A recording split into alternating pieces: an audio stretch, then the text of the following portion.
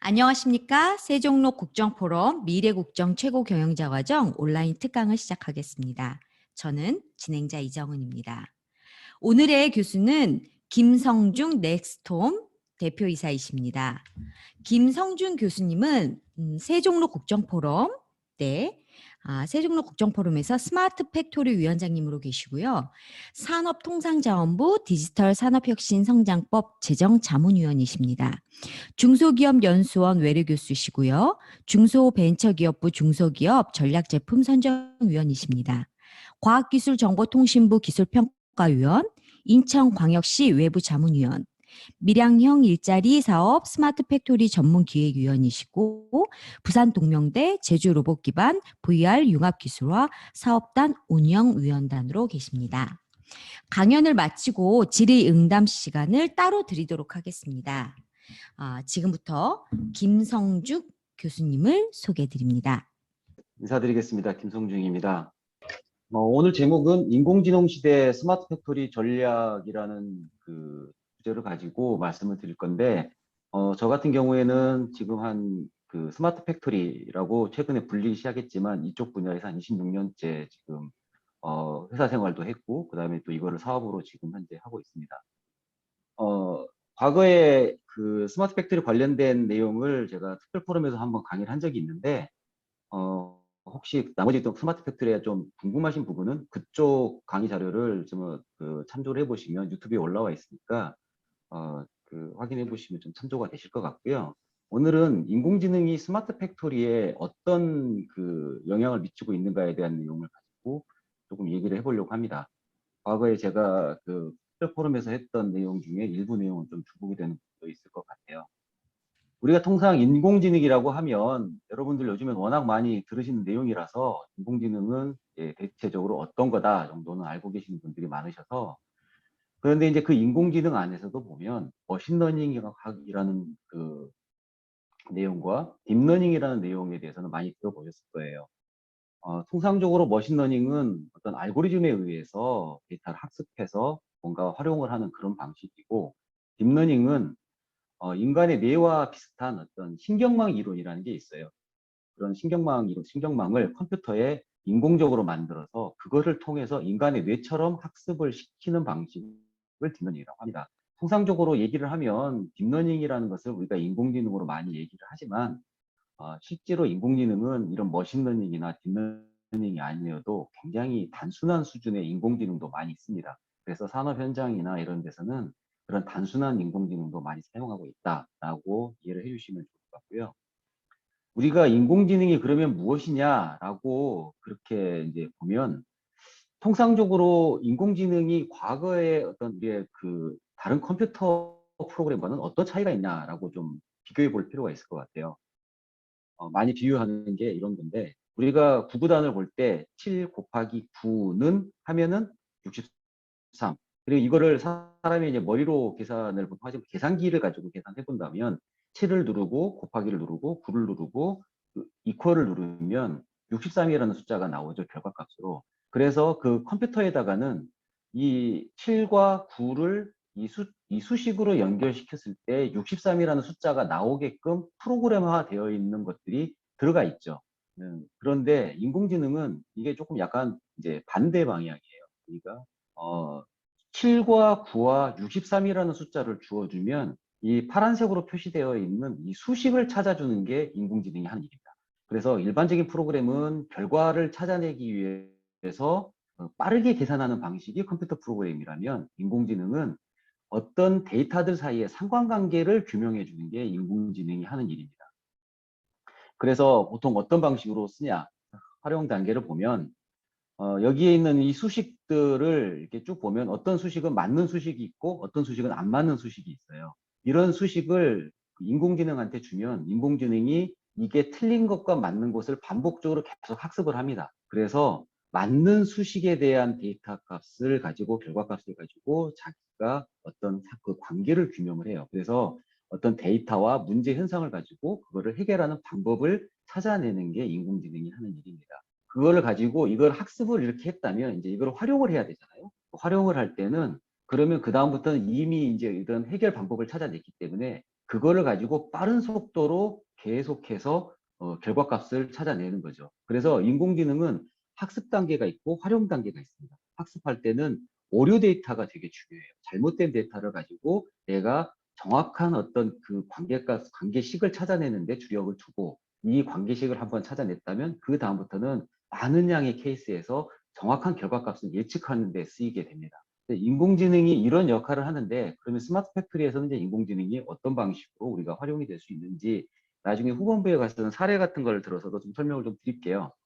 일단 스마트 팩토리라는 것을 예전에 이제 특별 포럼에서도 한번 강의를 했지만 스마트 팩토리라는 게 왜 도대체 요즘에 와서 이렇게 중요하게 우리에게 자꾸 그 얘기가 되고 있는지에 대한 그 배경을 좀 얘기할 필요가 있습니다. 흔히들 우리나라의 기관 산업은 제조 산업이라고 합니다. 그리고 어느 나라도 제조 산업은 되게 중요하죠. 그런데 제조 환경이 바뀌고 있다라는 얘기들은 많은 분들이 얘기를 하세요. 그런데 그 제조 환경이 어떻게 해서 바뀌고 있는 건지라는 거에 대해서는 여러 가지 얘기들이 많이 있습니다. 저는 이제 주로 얘기를 하는 게 바깥에서 그 얘기하고 있는 제조 환경의 변화보다는 산업 현장 그리고 특히 공장 안으로 회사 안으로 들어가서 그 안에서 환경적으로 어떻게 그 제조 환경이 바뀌고 있는지에 대한 얘기를 좀 드리고 싶어요. 생산이라고 하는 것은 과거에는 사람이 수작업으로 만들던 게 많은데 요즘에는 설비가 다 만들죠. 꼭 이런 제조업이 아니더라도 병원을 가더라도 좋은 설비를 가지고 있는 그런 병원이 장사가 잘 되죠. 모든 어떤 그 곳에서는 결국은 좋은 설비를 가지고 있는 쪽이 경쟁력이 높아집니다. 그러다 보니까 어떻게 해서든 빚을 내서라도 좋은 설비를 사려고 하세요. 모든 분들이.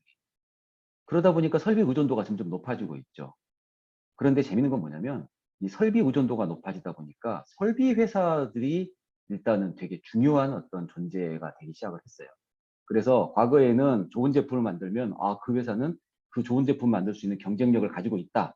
이렇게 말을 했지만 요즘에는 그 회사가 제조 회사가 경쟁력을 가지고 있는 게 아니라 설비를 만드는 회사가 제조 경쟁력을 가지고 있습니다. 그렇기 때문에 설비를 잘 만드는 회사들이 결국은 시장에서 득세를 하는 거죠. 스마트 팩토리 쪽에서 가장 유명한 회사라고 얘기를 한다면 지멘스를 보통 많이 얘기합니다. 지멘스는 설비를 만드는 회사예요. 그 설비를 오랫동안 만들면서 자기들이 쌓았던 노하우를 가지고 결국 스마트 팩토리 시장에서도 자기들이 강자로 군림을 하고 있는 겁니다. 어쨌든 생산 현장에서는 설비의 의존도가 높아지면서 제품에 대한 품질은 올라가는 반면에 제조 노하우는 자기들한테 쌓이지 않는 그런 어려움을 갖게 되고 있습니다.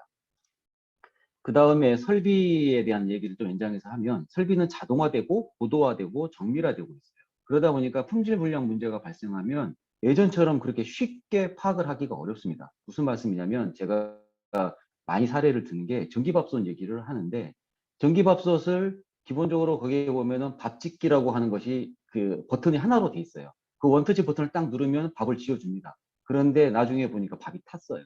이게 밥이 왜 탔는지를 알 수가 없는 거예요. 왜냐하면 예전에는 일반 밥솥에다 자기들이 밥을 할 때는 물, 그 다음에 뭐 그 불의 그 세기 뭐 이런 것들 다 자기가 조절해서 했기 때문에 밥이 탄 것을 이유를 알 수 있었는데 전기밥솥에 집어넣고 버튼 하나만 눌러봤기 때문에 이 불량이 생긴 이유를 찾아내기가 더욱더 어려워지고 있다는 겁니다. 밥솥도 하물며 그런데 생산 설비는 훨씬 더 복잡하기 때문에 품질 불량이 생겼을 때 그 문제를 스스로 해결하기가 어려워지고 있어요.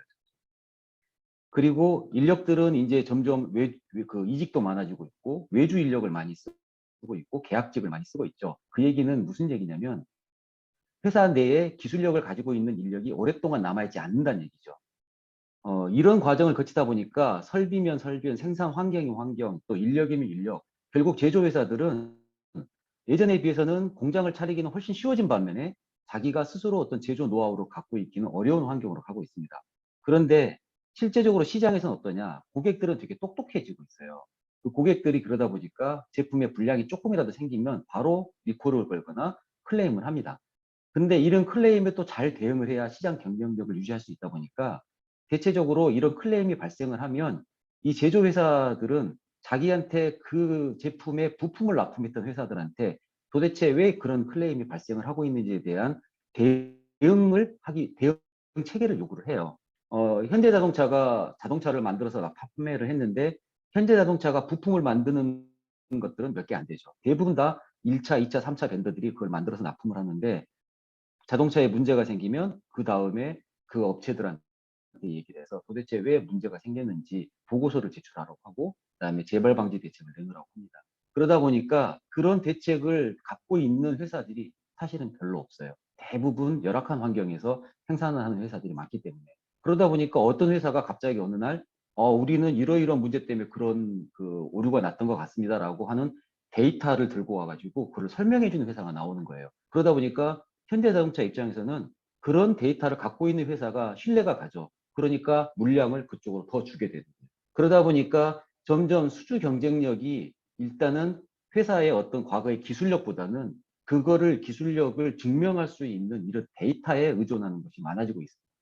이런 환경의 변화가 제조 환경을 더욱더 굉장히 어려운 환경으로 몰고 있어요. 정부가 왜 스마트 팩토리 사업을 관심을 갖느냐? 이렇게 환경이 변하고 있기 때문에 일반 제조 회사들이 시장에서 경쟁력을 갖기 위해서는 데이터 중심의 제조 환경을 만들지 않으면 경쟁력이 가면 갈수록 더 어려워진다는 걸 알고 있기 때문에 그렇습니다. 그러면 이걸 정리를 좀 해보자면 해외 스마트 팩토리 선두 기업들은 대체적으로 설비 회사들이 많습니다. 그런데 이 제조 노하우가 점점점 제조 회사에서는 없어져 가고 있고 이 회사에다가 설비를 납품하는 설비 회사 쪽에 쌓여가고 있고요. 그러다 보니까 저는 이제 이거를 좀 극단적으로 표현을 해서 제조업의 현지 공장화가 진행되고 있다. 무슨 말씀이냐면 우리가 공장을 큰 돈을 들여서 설비를 샀는데 그 설비가 전부 다 지멘스 거예요. 그러면 사실은 제품을 만들어서 납품하는 것은 또 비즈니스를 하는 것은 제가 하고 있지만 그 제품을 좋은 제품으로 만들 수 있게끔 하고 있는 것은 전부 다 지멘스가 하고 있는 겁니다. 그러다 보니까 지멘스가 어느 날 갑자기 설비에 대한 지원을 중단한다든가 아니면 설비를 더 이상 너희들한테 판매하지 않겠다든가 이런 상황이 생기면 이 공장 자체가 무력화되는 상황이 생길 수 있는 거죠. 결국 현지 공장화, 즉 예전으로 따지면 소작농처럼 그렇게 전환이 되고 있는 상황이 강해지고 있습니다. 제조업이 점점점 그렇게 변해가고 있다는 것을 좀 인지할 필요가 있습니다. 그래서 우리한테 중요한 건 뭐냐면 적어도 우리 회사의 제조 환경에서 나오는 그 제조 데이터만큼은 꼭 우리가 자산화시켜야 되겠다.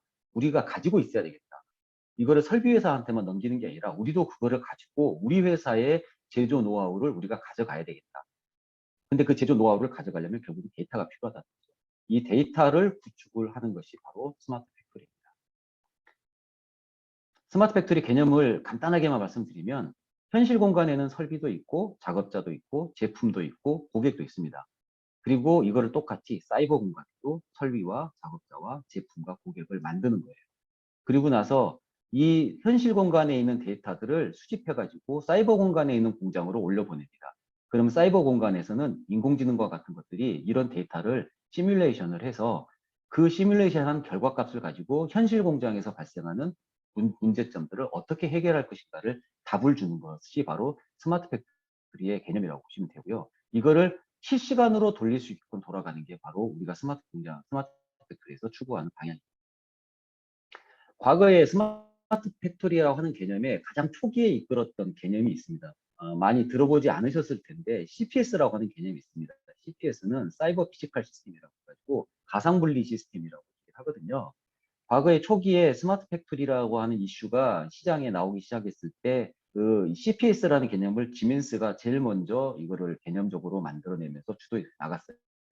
이 CPS라는 거는 뭐 예를 들면 좀 전에 밥투서 설명드렸듯이 현실 세계에 있는 그런 데이터를 사이버 공간으로 올려보내고 사이버 공간에 있는 내용을 프로세싱 해가지고 현실 데이터에 반영한다는 개념은 똑같은데 이걸 한 예를 하나 제가 간단하게 들어보면 여러분들이 스마트폰을 쓰시다가 보면 이런 게 있어요. 어느 날 어떤 앱을 깔아가지고 그 앱을 이렇게 쓰려다가 보니까 거기서 물어봅니다. 여러분들이 사용하고 있는 스마트폰에서 사용하던 그 여러 가지 행동, 액션이나 이런 데이터들을 그 앱을 만든 회사한테 공유해도 좋겠습니까? 라고 그 물어보는 그런 그 창들을 많이 보셨을 거예요. 예를 들면 애플이든 삼성전자든 내가 애플에 내가 스마트폰을 사용하고 있는 이 환경 데이터를 애플에 보내서 우리 스마트폰을 좀 더 잘 만들 수 있게끔 그런 데이터를 제공해도 좋겠습니까? 라고 동의서를 물어보잖아요.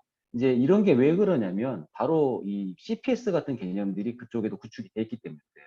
이 CPS라고 하는 것은 실제적으로 개념적으로 보면 사용하고 있는 사용 환경을 실시간으로 그것을 제조한 만든 회사에다가 보내서 그 회사가 사용자의 사용 그 경험 자체를 바로바로 파악을 해서 그거를 설계에 바로 반영을 해서 그 다음에 그 제품을 업그레이드 하는데 내놓겠다.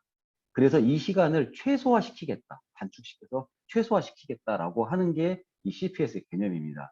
하나 더 예를 들어보면 자동차가 있어요. 현대자동차에 지금 여러분들 잘 모르겠지만 현대자동차 컴퓨터 그 자동차에는 컴퓨터가 하나씩 다 있는데 그 컴퓨터들이 운전자의 습관이나 이런 것들을 계속 수집을 하고 있습니다. 아직까지는 이 데이터가 현대자동차로 넘어가는 환경이 어느 정도쯤까지 되어 있는지는 구체적으로 들어가 있지는 않지만 얼마 후에는 여러분들이 운전하는 모든 어떤 습관들이 현대자동차 본사에 있는 컴퓨터에 다 수집이 되기 시작하는 때가 분명히 올 거고, 그러면은 현대자동차는 가만히 앉아서 우리 차가 시장에 도로에 돌아다니면서 어떻게 운행이 되고 있는지 모든 정보를 실시간으로 파악을 할 수 있게 되죠. 그러게 되면 바로 그 다음 나가는 자동차부터 그런 문제점, 어떤 문제점들을 해결할 수 있는 방법들을 바로 적용해서 바로바로 소비자들한테 그 문제가 해결된 제품을 내놓을 수 있게끔 그렇게 하는 게 가능해집니다. 이 시스템이 바로 CPS 시스템이라고 보시면 되겠고, 가상분리 시스템이라고 부릅니다. 이게 스마트 팩토리 시장에서 가장 중요한 어젠다로 하고 있고요. 이거하고 비슷한 개념으로 가장 많이 들어보신 얘기가 디지털 트윈이라는 걸 많이 들어보셨을 거예요. 뭐 말 그대로 따지면 쌍둥이입니다. 디지털 공간에 쌍둥이 하나를 두겠다. 개념적으로는 좀 전에 있는 CPS하고 비슷합니다. 그래서 현실 세계에 있는 공장과 가상 세계에 있는 공장 사이에 데이터를 주고받으면서 문제를 해결한다는 개념으로는 CPS하고 굉장히 유사합니다. 그런데 이제 그 CPS는 조금 더 설계 쪽에 중심이 맞춰져 있는 곳이에요. 그러니까 제품을 설계할 때 좀 설계를 잘 해보겠다. 그 설계를 잘하기 위한 그 시스템을 어떻게 구축해 볼까가 CPS 쪽이라면, 디지털 트윈 쪽은 주로 어떤 그 운영 쪽에 초점이 많이 맞춰져 있습니다. 그래서 실제적으로 어떤 그 공장의 제조 환경을 잘 운영해 보자. 그래서 그러다 보니까 디지털 트윈은 주로 제너럴 일렉트릭 같은 이런 발전소 시스템을 만드는 그런 회사들이 주로 많이 좀 얘기를 하고 있고, 우리나라에서는 포스코라든가 그다음에 최근 얼마 전에는 몇 년 전에는 철도공사에서 디지털 트윈을 이용해 가지고 철도 그 열차의 선진화를 해보겠다 이런 얘기를 한 적도 있었습니다. GE가 제너럴 일렉트릭이 디지털 트윈이라는 개념을 발표를 하면서 만들었던 동영상이 있어요. 인터넷에서 그 유튜브에서 쉽게 찾아볼 수 있는데 그 동영상을 간단히 요약해서 좀 보여드리면 디지털 트윈 이라고 하는 것을 어떤 걔네들이 만들고 있는 로터, 그러니까 가스터빈에 들어가는 스팀 터빈에 들어가는 로터에 적용하는 사례를 설명해 주고 있습니다. 걔네가 만든 인공지능 이름이 트윈이에요. 그리고 작업자가 와서 이 트윈하고 이제 대화를 합니다. 작업자가 트윈이 작업자에게 경고를 줘요. 작업이 뭔가 변경이 돼서 터빈의 로터가 손상되고 있다. 그랬더니 작업자가 현재 터빈의 상태가 어떠냐라고 물어보는 거예요. 그랬더니 인공지능이 과거 6개월 동안에 저온으로 움직였던 게 4번이고 중온으로 움직였던 게 8번이고 고온으로 시동됐던 게 39번이 있다. 그래서 그 터빈의 가동 주기가 그래서 계속 늘어나고 있다라고 이제 보고를 합니다. 그랬더니 작업자가 그러면 로터가 손상이 어떠냐라고 물어보니까 인공지능이 지난 6개월 동안 로터의 손상률이 4배나 증가했다. 그래서 이 속도로 계속 진행이 되면 사용 가능 수명이 약 70% 가까이 손실이 발생할 수 있다라고 얘기를 해줍니다. 작업자가 이걸 보고 그러면 이 문제를 어떻게 해결했으면 좋겠냐라고 물어보니까 인공지능이 기상 예측 데이터라든가 이력 데이터, 뭐 연료 비용, 전력 가격이라든가 이런 걸 분석을 해보니 첫 번째 방법은 수동으로 가동 주기를 강제적으로 낮추면 10% 정도 개선이 될 것 같다. 그리고 OP플렉스라는 어플리케이션을 다운받아서 설치하면 두 번째 방법으로 연료 손실이나 터빈 손상을 줄일 수 있을 것 같고 25% 정도 개선이 될 것 같다. 라고 얘기를 하니까 작업자가 그럼 왜 어떻게 이 옵션 2번을 도출했냐라고 물었더니 인공지능이 15년 동안에 축적된 과거 데이터와 125대의 다른 스팀 터빈 데이터를 활용해서 이거를 58,965번 시뮬레이션 해봤더니 실제로 이런 결과가 나왔다. 그리고 95%의 신뢰도가 있다라고 얘기해줍니다. 그랬더니 작업자가 그러면 이게 실제로 재무적으로도 어떤 이점이 있느냐라고 알려달라고 하니까 부하를 25% 줄여서 로터 손상률을 줄일 수 있고 시동 연료를 40% 줄일 수 있고 시동 시간도 50% 감소될 것 같다라고 얘기를 해주고 이거를 통해서 연간 1,200만 달러의 비용이 절감될 것 같다. 이렇게 얘기해 줍니다. 인공지능이 이렇게 얘기해 주니까 있다가 그러면 옵션 2번으로 진행을 하라. 이렇게 얘기를 해주는데 이 동영상은 사실은 굉장히 약간 아이디얼합니다. 실제적으로 디지털 트윈을 이용해 가지고 스마트 팩토리 시장에서 이거를 가지고 성공한 사례는 아직 그렇게 많이 발견되고 있지는 않지만 가야 될 방향이면 분명합니다. 여기에서 이 쓰이고 있는 트윈이라고 하는 것은 인공지능에 해당이 되죠. 그러다 보니까 아직까지 제조 현장에서 쓰이고 있는 인공지능은 일반 그 생활 현장, 흔히 말하는 뭐 빅스비하고 물어보는 카카오 이렇게 물어보는 그런 인공지능보다는 훨씬 더 활성화가 되어 있지 않아요. 그러니까 일반 생활 현장에서는 인공지능이 많이 쓰이고 있지만 제조 현장에서 인공지능은 아직까지 단순한 걸음마 수준입니다. 그러다 보니까 앞으로의 인공지능 시장이 제조 현장에서는 굉장히 활성화될 것이다라고 기대를 하고 거기에 많은 투자를 하고 있습니다. 그래서 CPS하고 디지털 트윈은 결국은 똑같은 어떤 그 비슷한 개념을 갖고 있지만 그 개념은 현실의 환경 조건을 사이버 공간에 모델링을 하고 변경되는 현실의 데이터를 실시간으로 수집해서 사이버 공간에서 시뮬레이션하고 분석해서 그 최적의 결론을 현실에다 반영을 한다라는 개념으로 이해하시면 될 것 같습니다. 그래서 스마트 팩토리라고 하는 것은 실제적으로 이런 시스템을 스마트 팩토리 시스템이라고 합니다. 그런데 아무래도 이제 그 이런 시스템을 쓰기 위해서 는 공장 내에 일정한 자동화 수준이 올라와야 되기 때문에 정부에서 하고 있는 사업들은 그 자동화 사업에 초점이 좀 많이 맞춰져 있고 그래서 로봇을 보급한다든가 아니면은 생산 관리 시스템이라든가 뭐 ERP라든가 이런 거를 도입하는 보급하는 사업에 초점이 많이 맞춰져 있지만 그게 어느 정도 자리가 잡혀 나감에 따라서 다음 단계로는 이런 인공지능을 이용한 진짜 제대로 된 스마트 팩토리 시스템을 구축하는 쪽으로 점점점 무게 중심이 옮겨갈 거라고 예측을 할 수 있습니다. 스마트 팩토리의 구조적인 부분들을 좀 이해를 해보면 생산 현장에는 생산 설비가 있고 이거를 제어할 수 있는 제어 기술이 달려 있습니다. 좀 어려운 개념이 될 수도 있는데 그냥 편하게 좀 들어주시면 이런 걸 통해서 이제 계측도 하고 공정 관리 같은 걸 하죠. 데이터가 발생을 하고 그 데이터를 모니터링을 합니다. 이런 부분들을 실시간으로 수집해서 이렇게 모여진 데이터들을 융합을 하고 그리고 데이터들을 인공지능이 좀 이해하기 쉬운 구조로 정형화시키는 과정이 필요합니다. 그렇게 해서 정형화된 데이터를 가지고 빅데이터를 만들고 그 빅데이터를 분석하고 이런 걸 통해서 이상한 현상이 발생하지는 않나 뭐가 문제가 발생은 하지 않나 이런 거를 감지하는 실시간 분석 단계가 보통 진행이 됩니다. 그리고 나면 이 실시간 분석된 데이터들을 보통은 사람들이 좀 더 심화된 분석들을 많이 하거든요. 그런데 나중에는 이제 사람이 이런 분석하는 그런 것들을 결국은 인공지능이 대신 분석하는 형태로 앞으로 점점점 옮겨가게 될 거고 이렇게 분석된 내용을 바탕으로 이 시각화된 데이터를 볼 수 있게 되고 이런 내용을 가지고 실시간으로 공정 제어를 할 수 있는 것들이 가능해지게 됩니다. 공정 제어는 반자동으로 할 수도 있고 그다음에 자동 완전 풀 오토메이션도 할 수도 있습니다. 이런 과정이 계속 반복적으로 돌아가는 것들이 바로 스마트 팩토리 시스템이라고 보시면 되는데 이런 내용들이 어느 정도 좀 단계에 올라서게 되면 그 다음으로는 가상 공장이라든가 아니면 실시간 시뮬레이션이라든가 아니면 예지 예측 같은 것들이 가능한 프리딕션이 가능해지게 되고 이걸 바탕으로 생산 설비나 생산 현장을 실시간으로 예지 보전을 할 수 있는 그런 구성이 구축이 되게 됩니다. 이런 시스템이 통합적으로 다 구축이 되면 제대로 공장이 스마트 팩토리화돼서 돌아갈 수 있겠죠. 스마트 팩토리를 구축하기 위한 어떤 단계적인 로드맵을 좀 보면 기본적으로는 첫 번째 해야 될 일이 자동화입니다. 우리가 흔히 말하는 페이퍼리스, 그러니까 문서로 쓰던 일들을 디지털 데이터로 바꾸는 그래서 뭔가 프로그램을 구축해가지고 그 프로그램으로 컴퓨터에다가 데이터를 기록해서 입력을 하는 그런 시스템이 필요하고 그 다음에 이제 설비 같은 것을 로봇이라든가 이런 걸 이용해서 자동화시키는 1단계의 자동화가 먼저 필요하고요. 그게 끝나고 나면 이러한 그 자동화를 통해서 만들어지는 수많은 데이터들이나 시스템들을 연결과 통합을 시키는 과정이 필요합니다. 여기에서 IoT라는 산업 사물 인터넷이라는 것도 쓰이게 되는데 통상적으로 일반적인 사물 인터넷하고 좀 차별화시켜가지고 이런 공장에서 쓰이는 사물 인터넷을 요즘에는 IIoT라고 부릅니다. 인더스트리얼 IoT라고 부르고요. 이런 걸 통해서 공장 전체의 데이터를 수집하고 이걸 통해서 모니터링하고 대응 체계를 구축하는 일들을 하게 됩니다. 그리고 나면 이런 데이터를 바탕으로 이제 분석을 하고 이 분석된 데이터를 가지고 예지 분석, 예지 예측을 하게 되고 그걸 통해서 대응 체계를 마련하게 되고 이런 일들을 하는 일들이 이제 그 다음 단계로 이루어지는 분석과 예지가 되고요.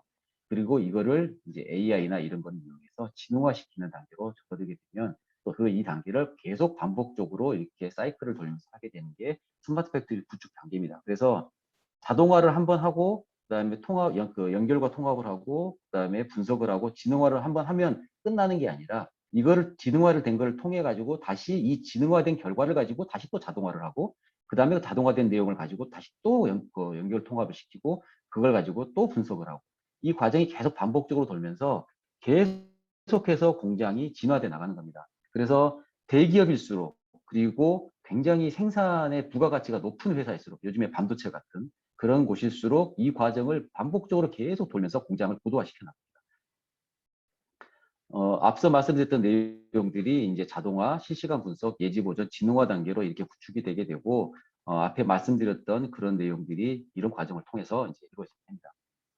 스마트 팩토리를 구축할 때 그럼 어떤 전략이 필요하냐라고 할 때 이제 제가 보통 많이 얘기하는 것은 프로세스 오토메이션, 데이터 오토메이션, 인텔리전트 오토메이션이라고 세 가지로 저는 얘기를 합니다. 그래서 프로세스 오토메이션은 기본적으로 좀 전에 말씀드렸던 자동화 같은 것을 먼저 구축하는 단계가 먼저 필요하고 두 번째로는 이런 자동화를 통해서 발생된 데이터를 자동으로 수집하고 구축할 수 있는 데이터 오토메이션 단계가 필요하고 그 다음에 이렇게 구축된 데이터를 인공지능 같은 걸 이용해서 지능형 공장화로 옮겨가는 인텔리전트 오토메이션이 필요하고 이 과정이 계속 반복적으로 돌아가는 그 시스템을 구축하는 전략이 필요하다라고 말씀드립니다. 제가 원래 강의를 이렇게 재미없게 하는 스타일은 아닌데 이게 확실히 온라인 강의는 정말 재미가 없는 것 같습니다. 실제로 생산 현장에서 발생되는 데이터 분석을 어떤 방식으로 하는지 사례를 한번 제가 보여드릴게요. 어떤 공장에서 이제 설비를 운영하다 보니까 그 설비에서 압력 센서하고 그다음에 히터에서 발생하는 센서 쪽에서 이상 현상이 발견됐어요. 이게 노란색으로 표시되어 있는 데이터가 툭 튀는 것을 보이실 텐데 이런 데이터가 이제 발견이 된 겁니다. 그래서 이 설비에 대해서 좀 더 세밀한 분석을 좀 해보겠다고 이제 엔지니어들이 보니까 이 설비에서 최근 6시간 동안에 어, 동일한 동종의 설비 중에 20호기가 있고 21호가 있는데 20호기에서 이런 문제가 발생했는데 20호기에 6시간 동안 496번의 알람이 발생을 한 거예요. 이런 이제 문제가 많이 발생했던 것을 이제 인식을 했죠. 그래서 이 6시간 동안에 그러면 그 20호기 설비에 대해서 얼마나 많은 그 종류의 센서들이 문제가 생기느냐를 쭉 보니까 다른 센서들은 크게 문제가 많이 발생 안 했는데 실제로 사이클 타임이라고 하는 그러니까 어떤 사이클 타임이라고 하는 건 공정 하나가 제품 하나를 만들 때 걸리는 시간을 사이클 타임이라고 하는데 그 시간이 문제가 많이 발생을 했다라는 것을 이제 확인을 했어요. 그래서 그거를 보니까 07시부터 14시까지 사이클 타임이 비정상적으로 아래 도표처럼 이렇게 움직였더라라는 것을 확인을 했는데 그 움직인 시간 중에 07시, 7시부터 문제가 발생이 시작했더라라는 것을 확인했죠.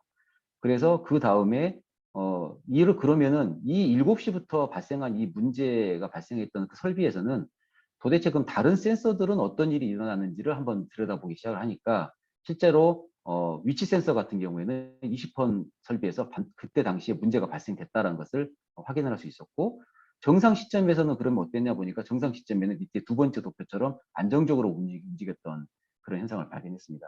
이 도표에서 보면 이게 빨간색으로 이렇게 길게 색칠해져 있는 부분이 실제적으로 정상이 아닌 범위를 표시하는 겁니다. 그래서 이제 이 빨간색으로 데이터가 올라가면, 차트가 올라가면 그거는 이상하다라고 표현하는 건데 21번 설비도 비슷하게 똑같이 안정적으로 움직였던 걸 볼 수 있어요.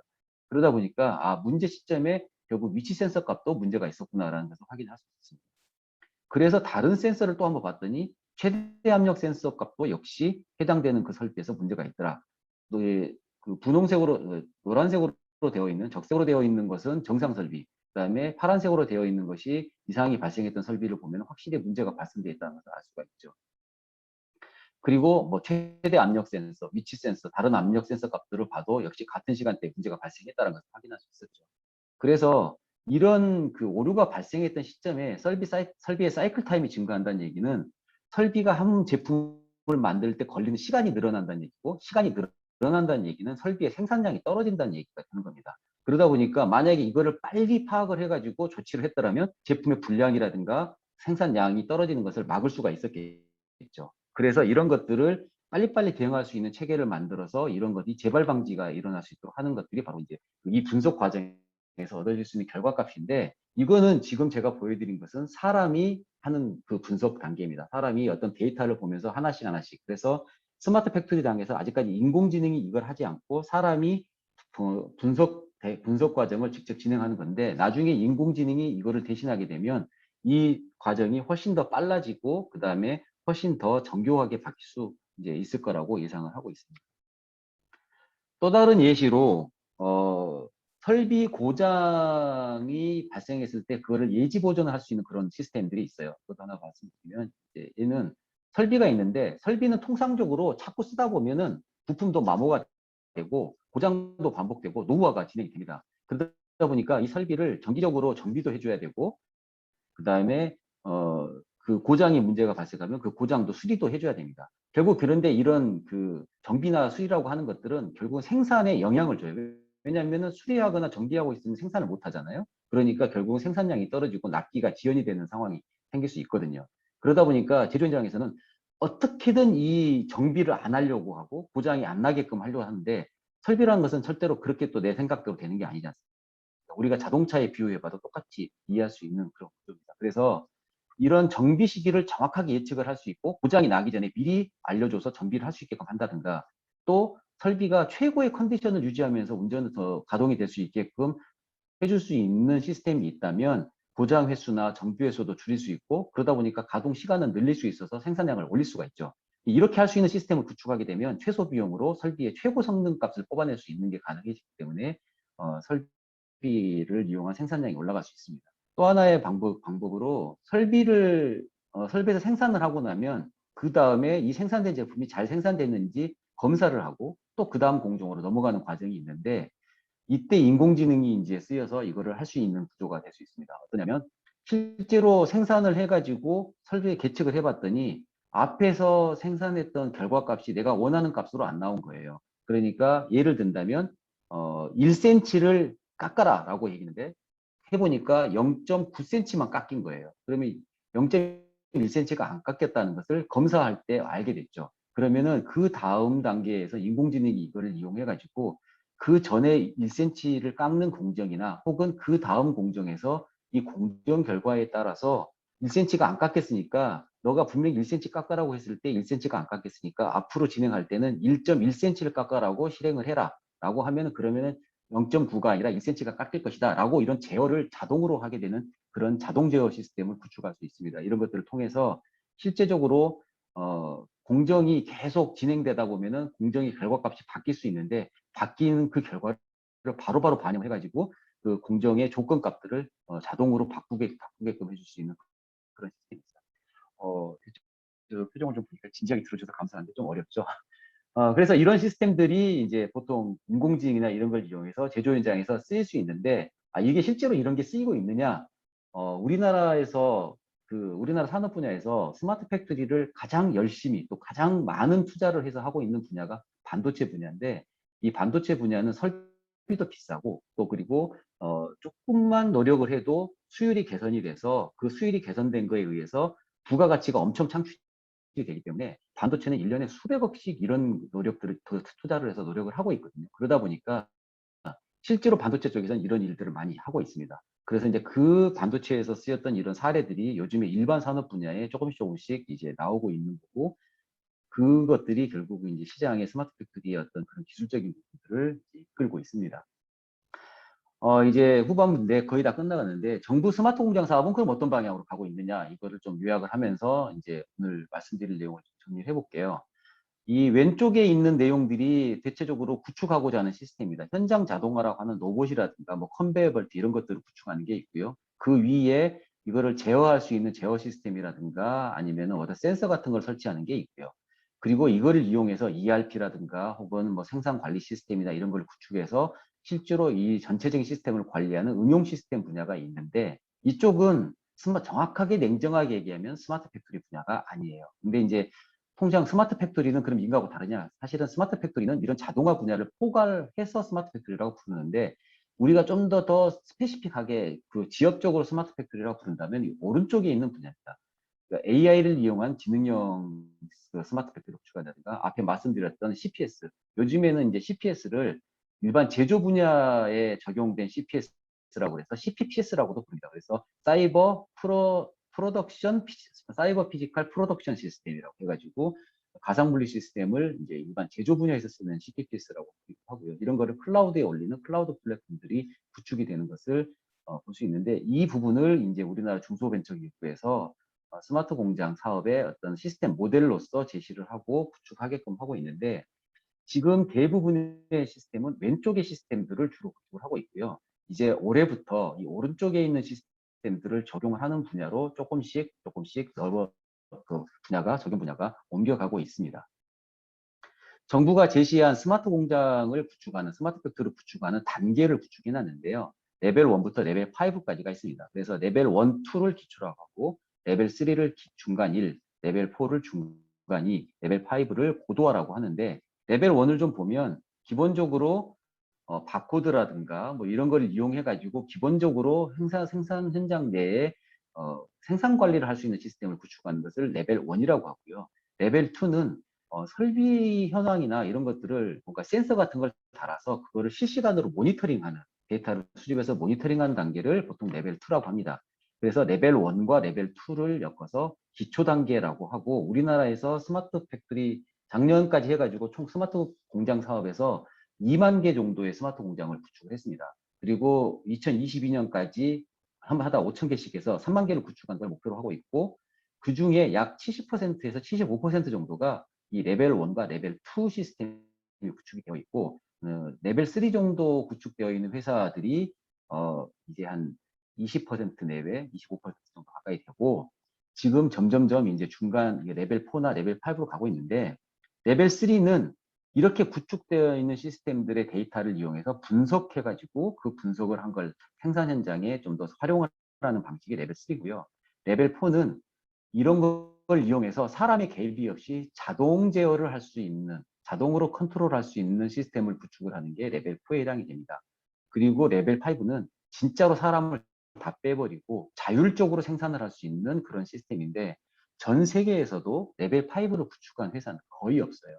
그래서 그런 사례가 사실은 말로는 그렇게 뭐 있다 우리가 할 수 있다 이렇게 하고 있지만, 아주 뚜렷한 어떤 사례가 나오고 있지 않기 때문에 대체적으로 레벨 5는 아직 없다라고 보시는 게 거의 맞을 것 같고요. 보통은 레벨 1, 2 정도를 포함해서 레벨 3 정도 관계가 현재 스마트 팩토리 시장에서 구축되는 시스템의 현황이다. 올해부터 처음으로 정부가 레벨 4를 구축하는 회사들을 지원하는 사업을 하고 있어요. 근데 이제 그것도 수량이 숫자가 몇 개 안 돼서 레벨 4 쪽으로 옮겨가고 있고, 정부가 2025년까지 레벨 3와 레벨 4를 구축하는 공장을 5천 개 구축하겠다라고 하고, 굉장히 많은 예산을 투입을 하고 있습니다. 정부에서 지원하는 사업에 레벨 1, 2를 구축할 때 정부가 약 7천만 원 정도를 공장에다 지원을 해주고 있고요. 레벨 3는 약 2억 정도를 지원해주고 있습니다. 레벨 4는 4억을 지원해주고 있습니다. 그래서 그렇게 해서 정부가 지원을 하고 있고, 이렇게 해서 얻어진 구축 효과가 해봤더니 생산성이 약 30% 올라가고, 품질 향상 43.5% 증가됐고, 원가 절감 15.5%, 납기가 15.5% 늘어났고, 준수가 늘어났고, 매출액이 7.7% 증가됐더라. 밑에는 회사마다 각각 증가되는 포인트들이 약간씩 다른 것들을 표현을 해놓고 있는데요. 물론 이 통계치는 어느 통계치나 마찬가지로 허수가 좀 있습니다. 그래서 이 숫자가 명확하게 정말 다 이렇게 효과가 났느냐라고 얘기를 하면 그렇지 않을 수 있어요. 그렇지만 대체적으로 제대로 구축한 회사라면 이 효과가 그대로 나온다고 보시면 되고, 저도 과거 한 30여 년 가까이 이런 스마트 팩토리 시스템을 구축을 해보면서 실제로 제대로 시스템을 구축했을 때 정말 굉장히 큰 효과가 난다는 것을 오랫동안 경험을 해봤기 때문에 이 부분에 저도 자신 있게 이 부분을 말씀드릴 수 있을 것 같습니다. 마지막으로 기업 규모별로 그러면 스마트 팩토리를 어떻게 전략을 접근해야 되느냐? 대기업은 투자 여력이 충분합니다. 그리고 공장도 되게 여러 개의 공장을 가지고 있어요. 그리고 회사 내에 어떤 이런 거를 기획하고 운영할 수 있는 능력도 가지고 있습니다. 그러다 보니까 대기업은 중장기적인 고도화 로드맵을 수립을 하고, 그리고 회사 전체적인 어떤 플랫폼 기반의 시스템을 구축을 해서, 그리고 자기 계열사나 협력자들하고 같이 협력 관계로 구축을 하는 전략을 가져가는 게 맞고, 중견기업들은 투자 여력이 충분하다고 하기도 조금 어렵고, 투자 여력이 충분하다고 할 수 있습니다. 이건 회사마다 차이가 있을 수 있지만, 그런데 중견기업들은 공장들은 또 많이 갖고 있는 공장들이 있어요. 그런데 또 운영 인력들, IT 기획이나 운영을 할 수 있는 인력들도 좀 부족한 현실입니다. 그런 면에서 매출 규모는 좀 크지만 사실은 중소기업하고 크게 다르지 않는. 그렇다면 중견기업은 어떻게 하는 게 좋냐? 자기 공장을 여러 개의 공장을 가지고 있으니까 그 공장을 잘 운영해서 도와줄 수 있는 파트너사들을 잘 찾아서 그 파트너사하고 같이 고민을 하면서 이 공장의 이 문제를 해결해 나가는 방식으로 접근하는 게 중견기업한테는 맞을 것 같고요. 그 다음에 이제 중소기업들은 투자 여력도 없고, 그 다음에 공장도 대부분 한 개 정도 내지 두 개 정도 공장을 가지고 있는 게 대부분이고, 회사 내부에 IT 인력을 운영할 만한 여력도 그렇게 충분하지 않습니다. 그렇기 때문에 정부 지원 사업을 중심으로 구축을 하는 게 맞고, 그리고 대부분 유사공정이나 동종업체들하고 같이 뭐 힘을 합쳐가지고 공동된 시스템을 구축을 하는 게 맞을 것 같습니다.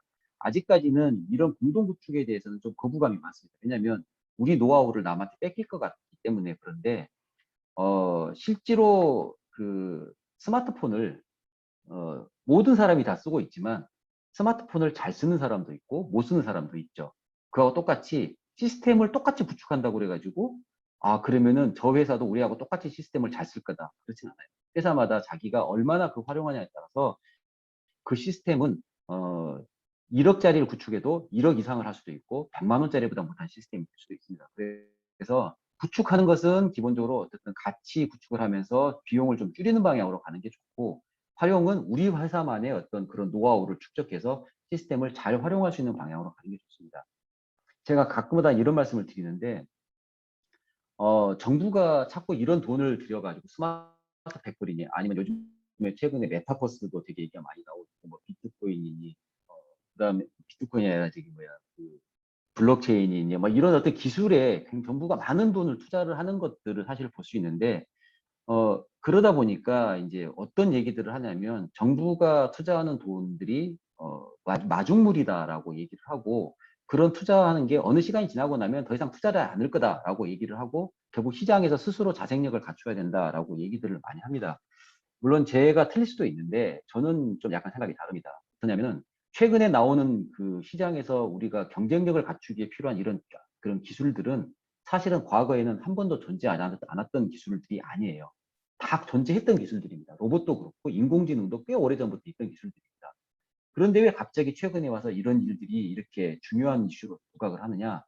그 기술 자체가 어려워서가 아니라 융합이 빨라지고 있기 때문에 그렇습니다. 융합이 빨라지고 있다는 얘기는 예측을 할 수가 없어요. 기술이 하나씩만 갖고 존재할 때는 그 기술이 어떻게 발전될지를 충분히 예측할 수 있는데, 그 기술 자체로 끝나는 게 아니라 그 기술이 융합을 하면서 새로운 비즈니스 모델이라든가 새로운 기술을 만들어내고 있는 거예요. 그러다 보니까 앞으로 어떤 기술이 나와서 시장을 어떻게 선도할지를 알 수가 없어요. 그렇기 때문에 이 불확실성은 기업들한테 투자를 하라고 할 수 있는 상황이 못 되는 거죠. 결국은 대기업들은 자기가 돈이 충분하기 때문에 그걸 자기가 새로운 분야에도 투자를 해보면서 시도를 해볼 수 있지만, 일반 중소기업들은 시장에서 확실히 검증되지 않은 이런 기술에 투자를 할 수가 없습니다. 무슨 얘기냐면 정부가 지속적으로 이런 분야의 투자를 끌고 갈 수밖에 없다는, 앞으로 가면 갈수록 기술은 계속 더 어려워지고 융합이 빨라지고 불확실한 기술들이 계속 시장에 나올 텐데, 그런 기술들이 우리의 미래 기술을 선도해 나간다고, 미래 경쟁력을 선도해 나간다고 보면 결국은 정부가 지속적으로 개입을 할 수밖에 없다라고 저는 생각을 합니다. 그렇기 때문에 정부가 이런 지원 사업을 하는 체계 자체도 지금처럼 좀 약간 그 문제가 있는 부분들을 많이 해소해서 원활하게 이런 기술들을 지원할 수 있는 구조로 점점점 계속 정책이 개선돼 나가야 된다고 생각합니다. 마지막 장인데, 인공지능을 적용을 해서 우리는 그럼 어떤 준비를 해야 되느냐? 특히나 뭐 제조회사를 운영하고 계신 분들 같은 경우에는 해결해야 될 문제가 무엇이냐? 우리 공장에. 또 이게 꼭 공장이 아니더라도 우리 현실에서 어떤 문제가 해결해야 될 문제로 있는가? 그러면 그 문제를 해결하기 위해서는 어떤 데이터가 필요한가? 그리고 그럼 그런 데이터를 어떻게 수집할 것인가? 또 수집된 데이터를 어떻게 분석할 것인가? 그리고 분석한 결과를 어떻게 활용할 것인가? 이 다섯 가지에 대한 고민들이 지속적으로 이루어져야 되고, 이런 것들이 왜 중요하냐면 인공지능은 이런 것들에 대한 고민들이 이루어질 때 인공지능을 어떻게 쓸 수 있을 것인가에 대한 비즈니스 모델을 찾을 수 있어요.